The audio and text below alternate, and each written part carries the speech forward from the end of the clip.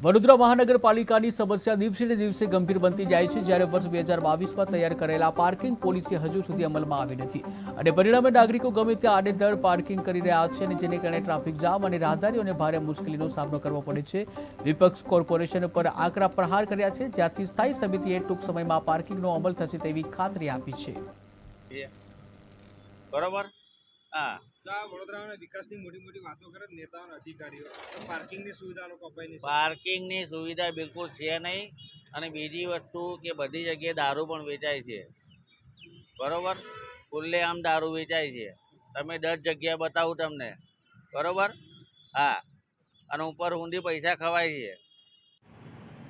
પાર્કિંગની સમસ્યા હલ થાય એ માટે ટૂંકા ગાળા લાંબા ગાળાના આયોજનો વિચારેલા છે। ટૂંક સમયમાં એનો અમલ કરવામાં આવશે। વડોદરા શહેરમાં અલગ અલગ 19 વોર્ડ છે, એમાં પેન્ટ પાર્કની સુવિધા, સારા પ્લોટ શોધીને મલ્ટી લેવલ પાર્કિંગ થાય એ માટેના સુવિધા ઊભી કરવામાં આવનાર છે। ખાસ કરીને સ્ટેન્ડિંગ કમિટીમાંથી 24 જેટલા પ્લોટો આઈડેન્ટિફાઈ કરી અને કમિશનરશ્રીને। તમારું નામ પહેલાં કહેજો।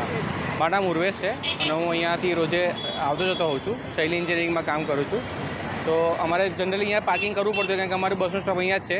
ઘણી વખત અહીંયા મૂકીએ છીએ, ઘણી વખત બ્રિજ નીચે મૂકીએ છીએ, પરંતુ 2-3 વખત અનુભવ બનેલા છે કે અમારી ગાડી ત્યાંથી ચોરાઈ ગયેલી છે અને અમારા કલીગની જ્યારે બસમાંથી ઉતરે ત્યારે ખબર પડે કે ગાડી છે જ નહીં। તો ખરેખર ખબર નથી પડતી કે પાર્કિંગ ક્યાં કરવું ને એવી કોઈ સ્પેસ એલોકેટેડ નથી, તો અમારે શું કરવું જોઈએ અમને ખ્યાલ નથી આવતો। માનો છો પાર્કિંગ પોલિસીનો અમલ? હા, એટલે એવું કંઈક હોવું જોઈએ કે જાહેર પાર્કિંગ હોવું જોઈએ, કે અલોકેટેડ પાર્કિંગ હોવું જોઈએ, જેમ કે અહીંયા અકોટા પાસે બનેલું છે।